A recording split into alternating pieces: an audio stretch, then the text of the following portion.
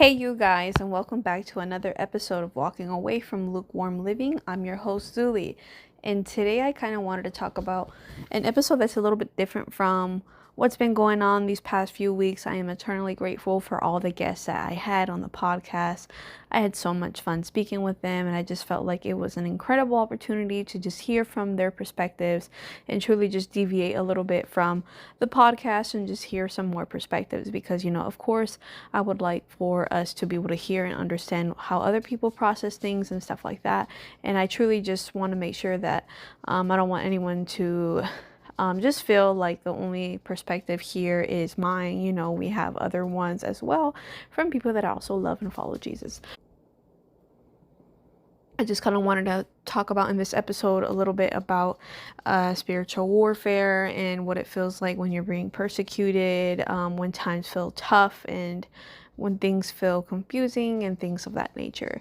And the reason why I kind of wanted to talk about this episode is because of the fact that, that is something that I feel like I have been dealing with a little bit recently as far as, with school. And I know every single person has that sort of struggle in their life from time to time in different situations. For some people it can be financial, it can be health, it can be relationships, it can be family, it can be, friendships, it can be a myriad of things. And that's something that I have experienced every single one of those in different seasons throughout, this past years or so. So I just want to preface this by saying that truthfully, like, I knew and I know in my heart of hearts that like being in the word and stuff like that is something that is what truly makes a difference when it comes to experiencing this, because like I heard this phrase before, and it has stuck with me in the sense of like reading your word is what nourishes your soul, but like praying is what makes it actionable, is what makes those steps, if that makes any sense. And so I just kind of want to talk about that for a little bit. So I will be honest and vulnerable with another thing that has been like on my mind recently or has been affecting me. So I've been having issues with sleep recently. And it was worse at one point in the sense of like I was sleeping like so much during the day and not being able to at night, things like that of that nature. But recently I found myself in the sense of being like an overconsumer of like online videos. So I don't have any social media. I think I talked about having a 5-year break, and I am completely off social media again as of like a week or two ago. I don't really remember.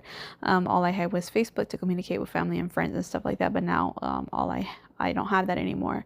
And so I found myself recently, like I've been watching like a lot of YouTube to try to like decompress, and like I noticed like it truly started to become an idol. It started to become a sort of overconsumption of my life. And so I challenged myself yesterday.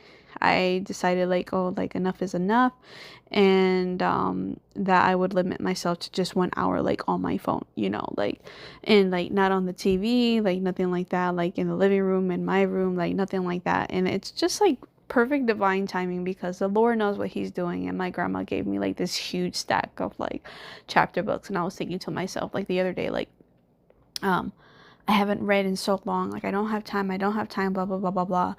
And it just made me think about how much I love to read and how much it makes me like so happy. And I'm realizing now that like so much of my time is being taken up of like these, I don't want to say pointless videos, because like I do enjoy watching podcasts and stuff like that, but like at the same time there is a part of me that feels like just wasting my life away of like hearing other people's advice and stories and blah blah blah blah blah, instead of like truly taking into account where it is that I need to grow and where I need to be in the future. And so I started thinking about, okay, what is it that I need to do? So I just, the deleting the Facebook was part of it, and then the timer and all of that. And it's so interesting because like I had felt convicted for like a little bit, like that little nudge, like I want to read my Bible, but like I can't do it. I don't have time, I don't have energy, I don't have this, I don't have that, just like and everything, like in like it felt logical, but at the same time like I was struggling to like fall asleep. And so today I just decided, you know what, like let me just try to like just hear it out loud. Maybe it feels like a lot to physically grab the Bible itself and read it, But then I was like, you know what? Let me just hear it out loud, because that was something that I used to do a lot, was just have it play out loud from my phone. And I'm an auditory learner as well, so that helped. And so I started doing that, and I just like laid down on the couch to fall asleep because, like I said, I couldn't watch YouTube. And so I just laid down, and I remember just feeling so relaxed. I can't remember if it was today or yesterday. I really don't. Like, my timestamps are all weirded out, mixed up. And so I started thinking about it, and I noticed, like, in my chest, I felt like, now this was last night when I was praying, right? Praying, denouncing things like, oh, I denounce the spirit of doubt, depression, anxiety. I denounced the spirit of confusion, like all of that. And I remember just laying on my bed, and my chest felt calm. My mind felt peaceful. And I was just thinking to myself, wow, this is what the presence of the Lord feels like. And I had forgotten, because just busy, like, running around, like, these past 6 weeks of, like, my school, like, but there comes a point where no matter what it is that we're running from God and trying to pursue, chase, accomplish something else, like, I don't want to say it's a punishment, but like, you can feel like that misalignment, in the sense of things not feeling as peaceful or certain like they used to whenever one is like pursuing more of a consistent relationship with God. And I started thinking about, okay, I know that He wants me to have the opportunity to feel and enjoy His love, His joy, His peace, all of those fruits. But it just made me think, but why do I keep walking away? Why do I keep experiencing this warfare that draws me further and further away from Him? And why is it so hard to read the Bible? And why is it so hard to pray? And it just made me think about how there are so many distractions in this world, and everything's competing for our attention, and it feels like we can't even be present in our physical body, much less be present with Jesus. And it just made me think about how important it is that we take initiative, and the reason why it's even more important to be able to read our Bible and to pray and to just spend those intimate times with God, like 10 minutes at a time or 5 minutes at a time throughout the day, instead of, just feeling like, oh, I have to like sit down for like 1 hour and pray with God. Like, for a lot of people, myself included, that feels and seems extremely difficult. It feels out of reach. And so for some people that may come naturally, or maybe they've just been building it up for years, and bravo to them, and it's so beautiful. But for the average everyday person, that doesn't really seem like something that's possible. And I think that it's just a great opportunity for everyone to be able to have their intimate personal relationship with Jesus, and to be able to experiment with what that should look like.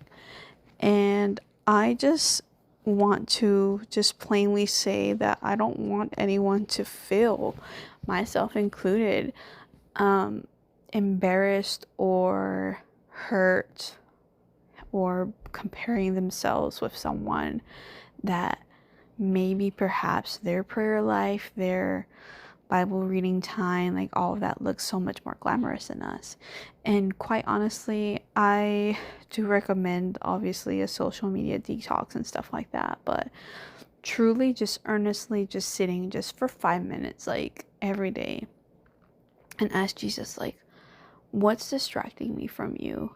What is keeping me from building the relationship with you that I used to have, or that I have yet to have? What is it that I need to do better? Like, how can I be a better follower of you? How can I better serve other people? Instead of thinking and saying, why am I this? Why am I that? How come I can't do this? And instead of having that negative connotation to it, rather just meeting yourself with grace, just as Jesus does, in the sense of repenting and saying, you know what, I do want to change. I do want to, and he hears our hearts, you know. He wants to have a relationship with us. He does want to dwell in presence with us, just like, you know, we desire to be with him. And I know obviously it's easier said than done, because believe me, it has taken me, you know, a little while to be able to get back to that, and to wake up to say, oh my goodness, like I am not, even though I knew like logically it was happening, but my heart posture just wasn't there. And so I completely understand and I get it, and I trust me, I do not condemn you. No one should condemn you for this. And you know, it's not about being religious. It's not about being the most biblical scholar out of everyone in your circle. It's not about being able to pray the best. It's not about having the most spiritual gifts. It's not about any of that. It's about connecting with Jesus. It's about connecting with other believers. It's opening your heart and being vulnerable, allowing people to be vulnerable with you, and just allowing your mind, your heart, your body, your soul, your spirit, everything just align with what God wants. And I know that may sound maybe a bit cliche, I don't know. But I truly do feel like that's going to make a huge difference for every single one of us. When we allow ourselves to be vulnerable and say, I need you. I don't know what I'm doing. I need to grow. I need you. How can I step out and stop trying to be me and be more like you? That was a big one. I'm just like reflecting about how like God made every single one of us so unique, and how he wants us to dive into those passions that he planted in us, that he wants us to grow. You know, he made every single one of us unique with certain likes and dislikes and personality types and stuff like that, to gravitate towards that and to use that to be able to grow with him more and to help other people more. You know, like if you're like super into Legos, like that's so freaking cool. Like, you know, like build Legos and like give them to kids. You know, I don't know, like you get what I'm saying. It's just like every single one of us has like a little niche that we really enjoy, and it's beautiful, you know, like, and even physically, like every single one of us, we have like different attributes to us and stuff like that. Like one thing I find like so interesting is like when someone has like a Roman looking nose, or like when someone has like quote unquote like bigger teeth that like stand out more or whatever. Like I don't know, just like those distinct features just like catch my attention, but like in a good way, you know. And I just feel like in a world full of people that are trying to be the same, talk the same, act the same, like we need more of that originality in which we can be more of our authentic selves. But we reach that by following what God wants us to do, you know. And psychologically, you know, I've been obviously studying a lot and stuff like that, but at the same time, it truly doesn't feel like the complete answer either, you know, like trying to study about the mind and how it works, and how, you know, I'll be taking social psychology next, so that will be like another part for me.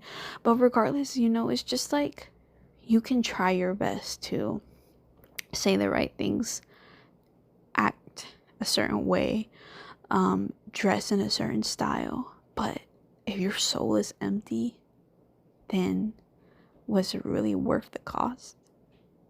You know? And that's something that I think about a lot, is I don't want any one of us to lose hope or sight of the person that God has always wanted us to be, and what the goals and aspirations are. But we have to take our mind off of what the crowd is doing, and we have to instead focus on what he wants us to focus on instead, which is him. And then he'll help us figure out everything else in the long run. Well, that's the end of today's episode, you guys. Thank you so much for listening to my ramble. As always, thank you so much for tuning in, and as always, God bless.